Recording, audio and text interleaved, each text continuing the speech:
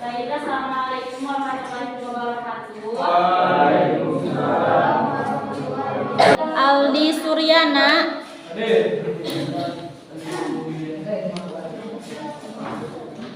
Dadan, Devita, Dewi, Dinda, Dini, Pais, Pebi, Muhammad Rifki, Muhammad Rizki,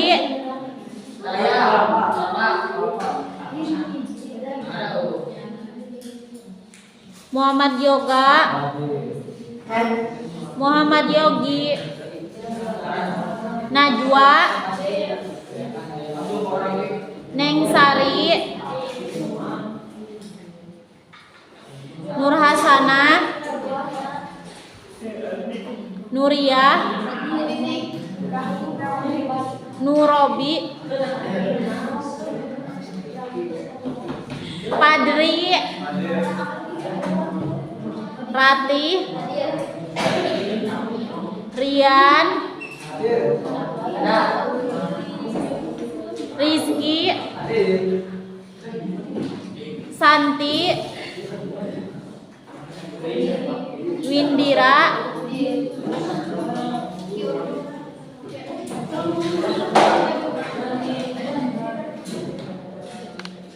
gimana kabar kalian?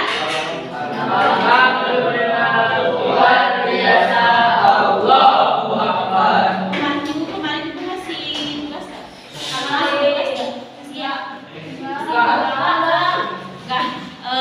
sekarang materinya tentang meningkatkan rasa percaya diri di sini. Ada yang tidak percaya diri?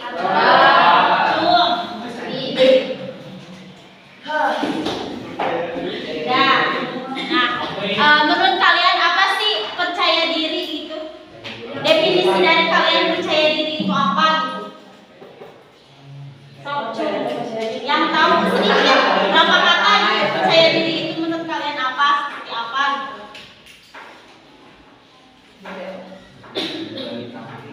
Ada enggak? Ada. Lanjut ya. Nah, rasa percaya diri itu dari awalnya dari pengalaman, terus banyaknya relasi sama-sama saling sama teman gitu, kayak ikut organisasi, gak sama-sama temen di kelas itu aja enggak. Jadi numbuhnya rasa percaya diri itu dari pengalaman kalian, kayak ikutan yang kemarin. Siapa yang ikutan pramuka? Siapa aja di sini? Ada yang ikutan nggak?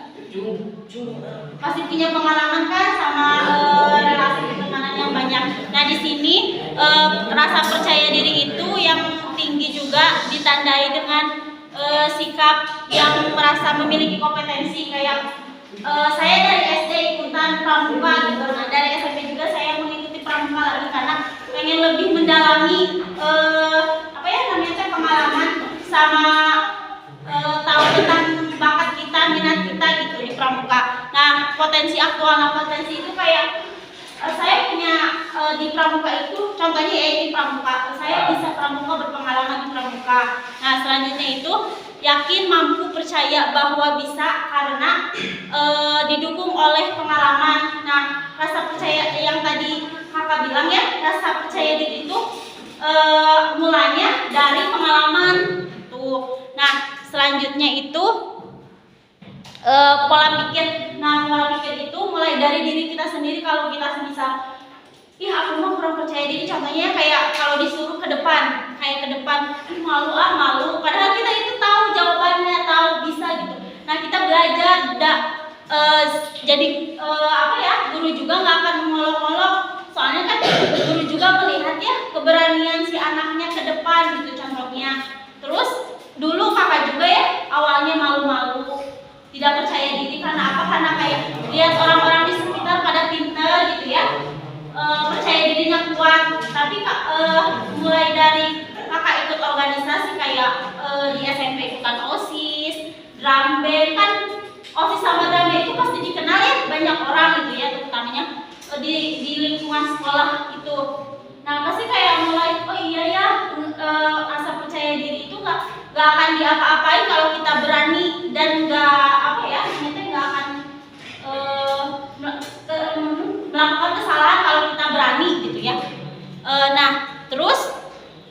Yang kedua itu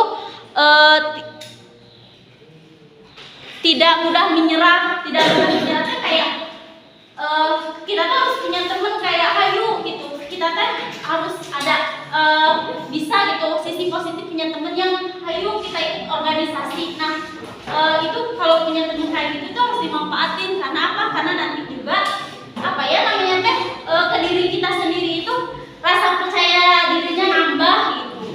Contohnya kayak kakak gitu ya, dulu gak seberani ini ngomong di depan gitu ya. Terus apa ya gak berani ngomongin ikutan organisasi, terus berbicara melatih ngomong gitu pasti jadi berani gitu. Nah ada karakteristik individu yang pertama yaitu percaya. Yang kedua tidak terdorong untuk menunjukkan sikap. Yang ketiga punya pengendalian diri. Jadi kita teh udah kepercayaan diri kita teh udah terkendali, karena udah percaya gitu ke diri kita sendiri. Jadi kita teh udah mengendalikan diri kita sendiri bahwa kita teh percaya gitu, bisa gitu teh kita teh. Nah yang keempat itu memiliki internal locus of control atau memandang keberhasilan atau kegagalan tergantung dari usaha. Jadi kayak kalau kita sendiri melakukan kegagalan, kita tuh harus diambil sisi baiknya dari kegagalan itu. Kayak tahun kemarin gagal ya kayak gini-gini, tapi semoga tahun ini tahun depannya nanti kita bisa mengusahakan apa yang dulu kita gagal gitu. Nah yang kelima itu berani menerima atau menghadapi penolakan orang lain. Kayak misal kita teh punya circle ini, kita teh pengen masuk di antara circle itu, tapi di salah satu circle itu kita tidak menerima. Tahu kan circle itu apa? Tahu ya, tahu kayak contohnya, aku pengen gabung ke situ, tapi kayak kesannya itu di circle itu tuh kayak orang kaya, pasti karena adanya gitu gayanya modis gitu, tapi kayak gak semua itu di circle itu gitu.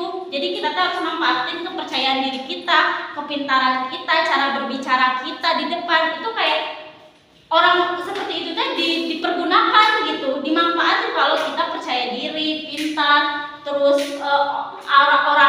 orangnya itu berani, kayak udah udah saya juga bisa gitu, tanpa orang lain juga saya bisa gitu. Nah yang terakhir itu memiliki harapan yang realistis. Kayak harapannya kayak kita teh kayak punya harapan teh kita bisa seperti ini teh, seperti percaya diri teh, itu teh harus punya harapan. Wah nanti kalau saya misal punya pengalaman gitu ya, kayak contohnya ya ini, nanti kemarin kan drum band ya, itu kan gak berpengalaman gitu dan tapi kalau terus dilatih itu jadi berpengalaman, jadi tahu gitu, jadi nggak malu biasa saya punya kelebihan, punya bakat gitu, jadi dikembangin, dimanfaatin gitu. Nah adapun karakteristik atau ciri individu yang kurang percaya diri. Nah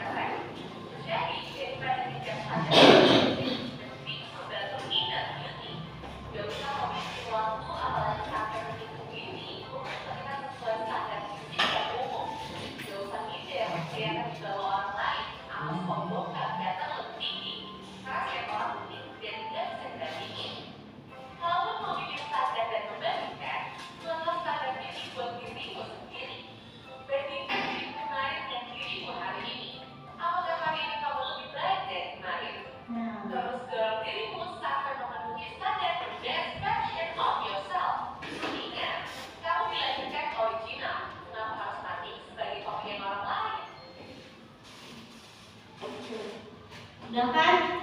Nah, dari video ini Teteh mau minta kalian tulis sepemahaman kalian tentang video ini. Coba. Ada paham nggak? Paham.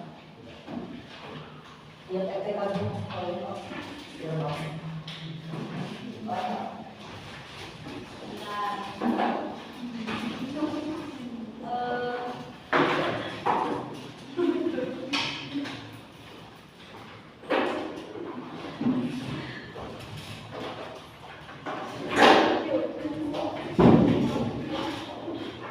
Coba tuliskan identifikasi 5 kegiatan sekolah yang memerlukan sikap percaya diri, terutama dari kita sendiri.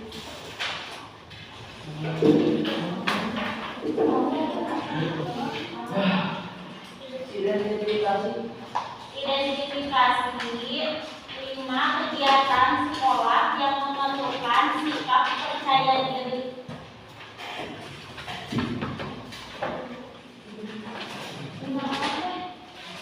Lima kegiatan sekolah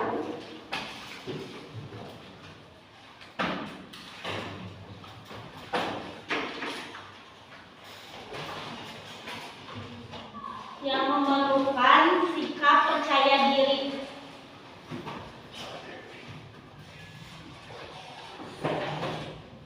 Sudah. Yang kedua,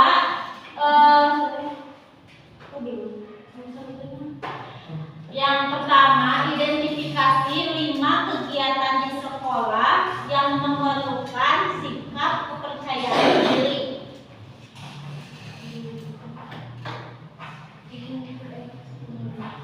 Yang kedua, tentukan menurut kalian langkah-langkah untuk meningkatkan rasa kepercayaan diri.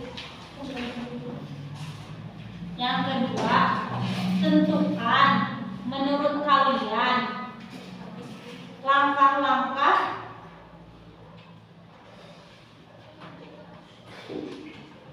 untuk meningkatkan kepercayaan diri.